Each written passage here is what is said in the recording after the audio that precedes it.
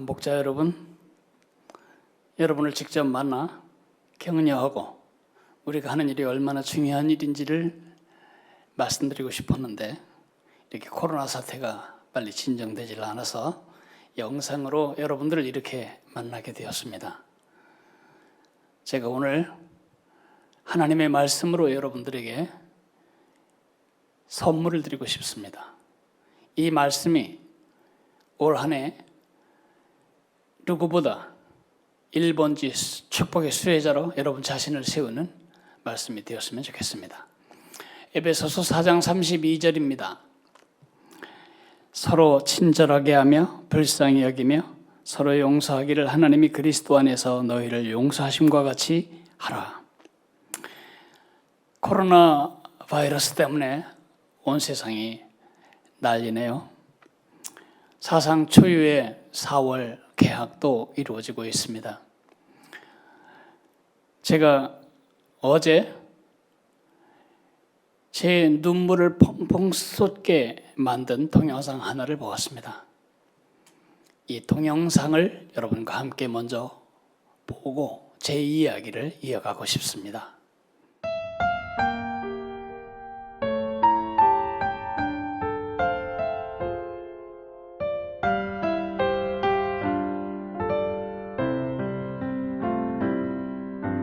요즘 나는 학교를 못 가요. 엄마는 세상이 아파서래요. 친구들을 못 만나요. 세상이 아파서래요. 예수님 내 기도를 듣고 계신가요? 세상이 많이 아파요. 예수님 고쳐주세요.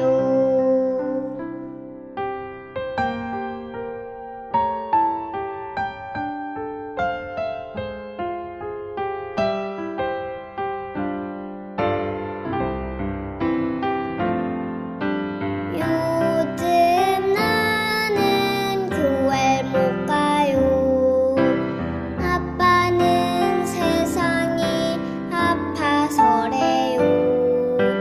그래도 나는 예배할래요. 어디서든 노래할래요. 예수님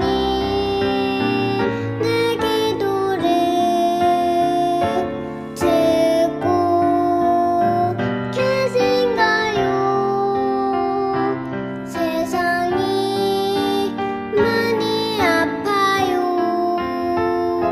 예수님 고쳐주세요. 예수님 내 기도를 듣고 계신가요? 세상이 많이 아파요. 예수님 고쳐주세요. 예수님 고쳐주세요.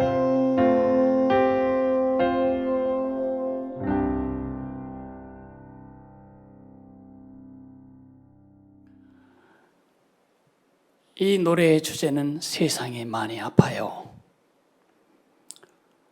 세상이 많이 아프다고 예수님께 고백하는 이 아이의 노래가 제 마음을 얼마나 슬프게 하는지 정말 제 방에서 소리 없이 많이 흐느껴 울었습니다. 세상은 정말 많이 아픕니다. 지금 우리 아이들은 집 밖을 나가지 못한 채 방에 갇혀서 몇 달을 절에 고생하고 있습니다. 소상공인들은 지금 사업을 접는 고민을 하고 있습니다. 월세를 내지 못하는 교회들은 이제 얼마 가지 않아 교회를 접어야 한다는 생각까지 하고 있습니다. 교회가 재정이 어려워지자 선교 헌금이 줄어들고 선교사들에게 헌금이 끊어지면 그들의 사역이 멈추어서는 큰 위기도 우리 앞에 닥쳐져 있습니다. 정말 세상이 아픕니다. 이태리에서는 장례를 치를 수 없을 만큼 많은 사람들이 죽어가고 있습니다. 어제 우리는 17살짜리 소년이 세상을 떠난 슬픈 소식도 들었습니다. 세상은 참 많이 아픕니다. 그러나 정신을 차리고 잠깐 눈을 떼어서 생각해 보면 코로나만이 세상을 아프게 한 것이 아닙니다. 과거에도 세상은 많이 아픕니다. 그리고 미래에도 세상은 많이 아픕니다. 과거에 일어난 일을 현재 시제로 말하고 미래에 일어날 일을 현재 시제로 말하는 이유는 세상의 아픔은 영구히 현재형이기 때문입니다. 우리를 아프게 한 이 사건이 지나가면 또 다른 아픔이 우리를 슬프게 할 것입니다. 또 우리를 아프게 할 것입니다. 그래서 사람들은 늘 아프고 아픈 사람이 만들어내는 세상은 더욱 아픈 것입니다. 대안이 없을까요? 이 아픈 세상에 대한 대안은 없습니다. 그것이 우리가 당한 인류의 문제입니다. 그러나 대안이 있습니다. 그 대안은 우리에게서 찾을 수 없는 외부에서 우리에게로 유입된 대안입니다. 여러분은 이미 눈치채셨겠지만 그 대안은 바로 예수님이십니다. 왜 예수님이 우리 세상의 아픔에 대한 대안이 되실까요? 성경은 말합니다. 하나님이 세상을 이처럼 사랑하사 독생자를 주셨으니 이는 저를 믿는 자마다 멸망하지 않고 영생을 얻게 하려 하심이니라. 예수님은 십자가에서 우리의 모든 아픔의 뿌리가 되는 하나님을 등져버리고 하나님을 삭제해내고 하나님을 잃어버린 우리의 근본 뿌리 문제를 해결하셨습니다. 예수님의 십자가는 우리와 하나님을 연결했다는 점에서 우리의 아픔을 치유하는 근원적인 치료책이라고 말할 수 있습니다. 뿐만 아니라 예수 그리스도를 구주로 믿은 사람들이 이 아픈 세상 속에 겪어가는 수많은 아픔에 대해서도 예수님은 대안이십니다. 저는 어느 날부턴가 십자가를 더하기 표로 읽는 버릇이 생겼습니다. 내게 위로가 필요할 때 예수님은 하늘의 위로를 내게 더해 주시는 더하기 표입니다. 내가 너무 유약해지고 연약해져서 일어날 힘이 없을 때 예수님은 하늘의 힘을 내게 더해 주는 더하기 표이십니다. 내가 주체할 수 없는 눈물로 슬픔에 빠질 때 예수님의 십자가는 하늘의 위로를 내게 더하는 더하기 표가 됩니다. 그 예수님의 더하기 표 사역이 이루어지는 통로가 무엇일까요? 바로 교회입니다. 교회는 예수님의 몸입니다. 예수님이 그의 위로를, 그의 힘을, 그의 평안을, 그의 사랑을, 그의 치료를 세상에 전달할 수 있는, 그것을 시행할 수 있는 통로이며 몸은 바로 우리 교회입니다. 저는 2월 달 20일 동안을 이스라엘에서 보냈습니다. 우리 교회 성지 순례가 3차례 있었는데 이번 성지 순례만큼 힘든 적이 없었습니다. 거의 날마다 비를 맞았습니다. 비는 세차게 오고 바람은 세차게 불고 추위는 온 몸을 떨게 만들고 아무것도 보고 싶지 않을 만큼 심각한 기후 조건 속에서 우리들은 순례를 했습니다. 그것은 참으로 고통스러운 일이었습니다. 그런데 왜 우리는 그것을 너무 아프다고 느끼지 않은 채 즐거운 추억으로 간증하고 있을까요? 그 이유는 우리가 그걸 감당해낼 만한 힘이 있거나 대안이 있어서가 아닙니다. 그것은 함께하는 형제 자매들이 있었기 때문입니다. 저는 우산을 준비하지 못해서 바람막이 하나에 의지하고 모자로 머리만 가린 채 비를 맞고 일을 시작하려고, 여행을 시작하려고 했는데 누군가가 자기 우비를 벗어서 제게 입혀주고 자기는 몸에도 맞지 않는 다 찢어진 비닐 우의를 입는 것을 보았습니다. 나는 괜찮다고 하면서 내 옷은 비에 젖는 옷이 아니라고 하면서 자기 우비를 벗어주는 자매들도 보았습니다. 준비해온 상비약으로 몸 컨디션이 좋지 않은 형제들과 자매들을 서로 섬기는 것을 보았습니다.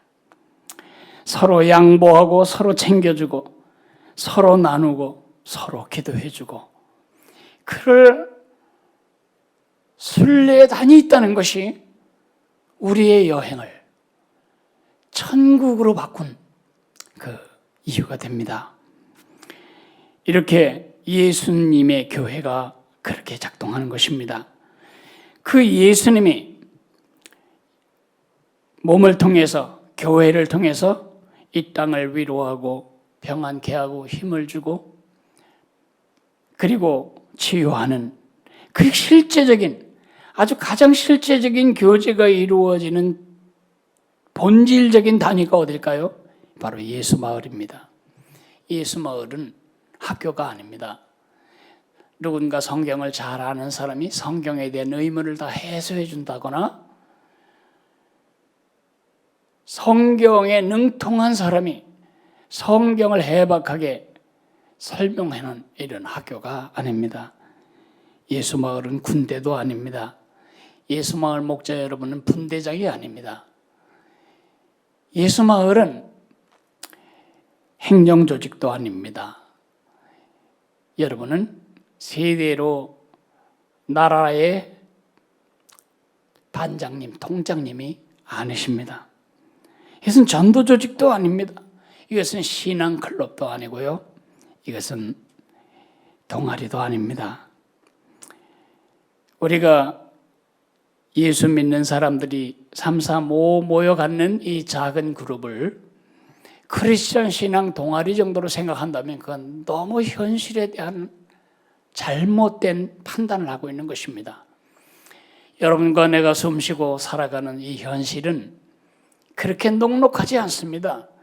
신앙적인 아름다운 얘기를 주고받을 만큼 우리 현실이 그렇게 여유가 있지 않습니다. 우리의 삶은 매우 치열하고 매우 아픕니다. 매우 아픈 세상 속에 살아남아야 하는 아픈 삶을 살아가는 우리 모두에게 예수마을은 그런 뭐란 말입니까? 저는 오늘 여러분에게 예수마을의 비유 하나를 들어드리려고 합니다. 예수마을은 병실입니다. 여러분 병원에 입원했을 때 6인용 병실에 들어가 보신 적이 있나요? 그 병실의 분위기를 잠깐 생각해 보실까요? 병실에 들어가면 모두가 평준화됩니다. 공부를 잘한 사람, 얼굴이 예쁜 사람, 돈이 많은 사람, 사회적 지위가 있는 사람 아무 관계 없습니다. 거기는 나는 병이 들었고 나는 이 병을 치료받아야 한다는 단순한 이유 하나로 평준화된 사회입니다. 거기서 얼굴 예쁜 걸 뽐내는 것이 무슨 의미가 있겠고 거기서 공부를 많이 했다는 사실이 무슨 도움이 되겠습니까? 그 평준화된 공동체 안에 모두는 동병상련의 친구가 됩니다. 이들은 입을 벌려 말하기 시작합니다. 나는 어디가 아팠고 어느 병원에서 어떻게 치료를 받았고 또 재발했고 지금 내 염려는 뭐고, 거기서 나누는 모든 대화는 내 아픔과 내 아픔에 대한 대화입니다. 거기서 정보를 교환하고 거기서 위로를 교환하고 좋아질 거라고 서로 격려하고 그렇게 병실에서 지내게 됩니다. 더 놀라운 사실은 보호자가 적절하게 있지 못한 경우 사람들은 자기의 살아있는 그 작은 성한 부분으로 그 연약한 사람들을 돕기 시작합니다. 이것이 병실의 문화죠. 내 성한 부분으로 남을 돕고 내가 도와줄 수 있는 범위 안에서 누군가를 보살피는 예수 마을은 바로 그런 곳입니다. 그런 곳이 되지 못하는 이유, 그건 무엇일까요? 그런 것이 되게 할 수 있는 그러한 변수는 무엇일까요? 그것이 바로 에베소서 4장 32절에 나와 있습니다. 서로 친절하게 하며 불쌍히 여기며 서로 용서하기를. 서로 친절하게 하십시오. 서로 불쌍히 여기십시오. 서로 용서하십시오. 왜 예수 마을이 황폐되죠? 서로 불쌍히 여기지 않기 때문입니다. 서로 친절하지 않기 때문입니다. 서로를 도울 마음이 없습니다. 나는 도움을 받고 싶지만 남을 도울 마음은 없습니다. 나는 남의 고통에 참여하고 싶지 않습니다. 그리고 용서하지 않습니다. 조금만 마음이 상해도 교회를 떠날 생각, 마을에 참석하지 않는 것으로 끝내버리는 생각. 그래서 여러분이 얻은 것은 무엇입니까? 누군가가 마음에 들지 않아서 그 마을을 떠났거나 그 교회를 떠나서 여러분이 얻은 소득은 무엇입니까? 아무것도 없습니다. 이제 제가 이 귀절에 대한 설명을 간략하게 하겠습니다. 여기에 친절하게 하라, 서로 친절하게 대라, 서로 불쌍히 여겨라, 서로 용서해라. 이것은 그리스도 문법의 현재형, 중간태, 명령형입니다. 이거 문법 시간이네요. 현재형이란 무슨 뜻이냐면 이것은 어떤 동작이 시작돼서 끝남이 없이 계속 진행되는 것을 말합니다. 착각하지 마십시오. 우리가 완벽한 친절, 완벽한 긍휼, 완벽한 용서 우리 못합니다. 주님 우리에게 요구하시는 것은 그 결승선에 그 행위를 하라는 것이 아니고 그 결승선을 향해 가는 그 행위를 시작하라는 것입니다. 시작했으면 중단하지 말고 계속하라는 것입니다. 우리가 사랑이 있으면 얼마나 있겠어요? 우리가 믿음이 좋으면 얼마나 좋겠어요? 우린 지금 다 그냥 가는 겁니다. 그 목표를 향해서 어쩌면 이 땅에서 우리가 맛볼 수 없는 그 결승선을 향해서 지금 시작한 것뿐입니다. 그런데 그걸 멈추지 말고 계속하고 진행하라는 것입니다. 두 번째는 중간태입니다. 여러분 능동태는 아시죠? 주어가 어떤 일을 할 때 그건 능동태입니다. 수동태는 아시겠죠? 어떤 동작에 의해 주어가 영향을 입는 것을 수동태라고 말합니다. 그런데 그리스도에는 그 가운데 중간태가 있습니다. 중간태는 내가 합니다. 능동태와 비슷합니다. 내게 영향을, 내 동작 때문에 내가 영향을 받습니다. 그것은 수동태입니다. 그 두 가지가 다 있는 것이 중간태입니다. 내가 한 행동에 의해서 내 자신이 영향을 입는 것입니다. 내가 남을 불쌍히 여기면 남을 불쌍히 여기는 것 때문에 나는 불쌍히 여김을 받는 것입니다. 내가 친절하게 대하면 나는 친절함을 받게 됩니다. 내가 누구를 용서할 때 나는 그 용서를 내 것으로 누릴 수 있습니다. 왜 그렇죠? 이 재규적인 용법이 어떻게 나오죠? 이것은 나에게서 나온 것이 아닙니다. 우리는 주님의 친절과 주님의 긍휼과 주님의 용서를 유통하는 사람들이라는 것을 잊지 않아야 합니다. 우리가 누군가의 친절을 유통할 때 하나님은 우리에게 그의 친절을 공급하시는 것입니다. 우리가 누군가에게 긍휼을 유통시킬 때 우리에게는 하늘의 긍휼이 유입되는 것입니다. 우리가 누군가를 용서할 때 하늘의 용서가 내게 오는 것입니다. 이것은 성경 전체의 가르침하고 전혀 상충되지 않습니다. 날마다 내게서 나오는 친절, 내게서 나오는 알량한 긍휼, 내게서 나오는 이기적인 용서, 그런 거 말고 날마다 하늘의 친절이 내게 흐르고 날마다 하늘의 긍휼이 내게 넘치고 날마다 하늘의 용서가 내게 있기를 원한다면 우리가 그렇게 해야 된다는 것입니다. 마지막으로 이것은 명령형입니다. 이것은 권고사항이 아닙니다. 이것은 하나님의 소망이 아닙니다. 난 너희들이 서로 친절히 했으면 좋겠구나. 나는 너희들이 불쌍히 여기면 좋겠어. 나는 너희들이 용서했으면 참 바랄 것이 없겠다. 아닙니다. 명령입니다. 왕의 명령입니다. 그 왕은 우리에게 그렇게 명령할 권위도 있고 자격도 있으십니다. 권리도 있으십니다. 왜요? 그분이 먼저 우리에게 그렇게 해주셨으니까요. 우리 보고 서로 친절하게 하고 불쌍히 여기고 서로 용서하라고 명령한 다음에 그 뒤에 그렇게 해야 할 이유를 말씀하십니다.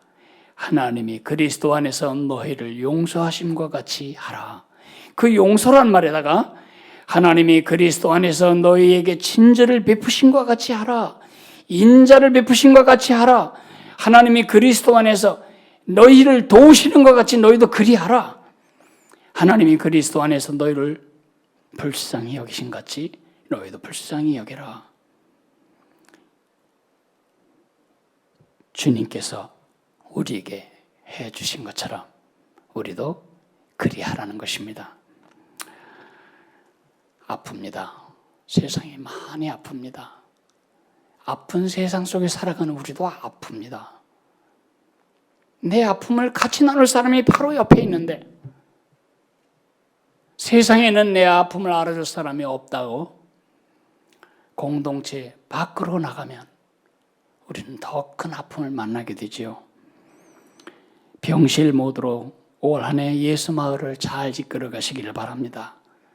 서로 도와주고 서로 안대서 하고 서로 그 고통을 이해해주고 서로에게 도움이 되고 서로에게 소용이 되고 서로에게 나누고 서로를 격려하고 서로를 참아주고 서로를 받아주는 이런 병실 모드로 올 한 해 여러분의 예수 마을을 잘 이끌어갈 때에 아픈 세상을 살아가는 아픈 사람들이 여러분 마을이라고 하는 작은 병실 안에서 다 치유가 되고 회복이 되고 퇴원되는 그런 은혜를 누리게 되기를 바랍니다. 이런 일들을 하면서 1번째 수혜자 바로 여러분 자신이어야 합니다. 여러분이 더 많은 친절을 베풀어야 하고 더 많이 불쌍히 여겨야 하고 더 많이 용서해야 하는 사람이 된다는 것은 부담이죠. 그러나 그것은 투자입니다. 더 많이 친절을 베풀 때 더 많은 친절이 우리에게 옵니다. 더 많이 긍휼히 여길 때 더 큰 긍휼이 우리에게 임합니다. 더 많은 용서를 베풀 때 더 충만한 용서가 여러분에게 임합니다. 여러분이 그 1번지 수혜자가 되시기를 축복합니다. 여러분을 통해 아픈 세상이 치유되는 그런 놀라운 사역이 성령님으로 말미암아 이루어지기를 주의 이름으로 축복합니다. 사랑하시는 하나님 아버지, 세상에 많이 아파요. 그 노래를 부르는 그 아이는 가사 속에서 하나님의 아픔을 느낍니다. 세상이 많이 아픕니다. 코로나 바이러스가 더 많은 사람들의 삶을 핥히지 못하도록 이 재앙을 다스려 주시기를 원합니다. 우리가 감당할 수 없습니다. 우리의 연약함을 불쌍히 해주시기를 원합니다. 그러나 잠시 생각해 보면 아픈 것은 단지 코로나 때문만은 아닙니다. 세상은 원래 많이 아팠고 그리고 많이 아플 겁니다. 이런 아픈 세상을 향한 대안이 예수님이심을 인하여 감사하고, 그리고 그 예수님이 아픈 세상을 치유하고 위로하고 힘을 주는 기관이 통로가 바로 교회라는 사실도 감사합니다. 그리고 그 교회에 그러한 아픈 세상을 향한 대안 사역을 감당하는 가장 중요한 세포가 예수 마을임을 감사합니다. 하나님, 우리 교회에 예수 마을을 주셨습니다. 예수 마을이 단지 아주 캐주얼한, 아주 거칠의 문안이나 하고 같이 피상적인 이야기하다가 끝나는 담소회장이 될 정도로 이렇게 시시한 기관이 아닙니다. 여기에는 병실 같은 치유가 있어야 하는 곳입니다. 병실이 다 똑같은 위치에 서서 서로 돕고 서로 이해하고 서로 나누고 서로 걱정해주고 서로 응원해주며 병상을 이겨나가는 것처럼 우리 예수 마을이 그렇게 서로의 아픔을 보듬고 아픔을 이겨내도록 돕는 영적인 병실이 될 수 있었으면 좋겠습니다. 우리 모두는 부인할래야 부인할 수 없는 아픈 사람들이기 때문입니다. 우리 목자님들이 누구보다 더 많이 친절을 베풀 수밖에 없고 긍휼히 여길 수밖에 없고 용서할 수밖에 없는 위치에 있습니다. 그러나 그것은 부담과 손실과 억울한 노역이 아닙니다. 이것은 중간태입니다. 내가 그렇게 할 때 하나님은 더 많은 친절로 내 삶을 채우시고 더 많은 긍휼로 나를 돌보시며 더 큰 용서로 내 삶을 이끌어 가실 것이기 때문입니다. 하나님, 올 한 해 우리 예수마을 사역을 통해 가장 많이 치유되고 가장 빨리 치유되고 가장 효과적인 치유를 받는 1번지 수혜자는 바로 우리 목자님이 되시기를 기도합니다. 올 한 해 이 사역을 감당할 육체적, 정신적, 영적, 그리고 물질적 은혜를 더해 주시기를 간절히 빕니다. 올 한 해 우리 예수마을 사역을 통해 수많은 사람들이 아픔에서 놓여 또 다른 아픈 사람들을 주 앞에 데려오게 되는 재생산의 역사를 이루도록 하나님, 우리 예수마을에 함께 해주시고 주님의 권능으로 채워주시기를 기도합니다. 예수님 이름으로 감사하며 기도했습니다. 아멘.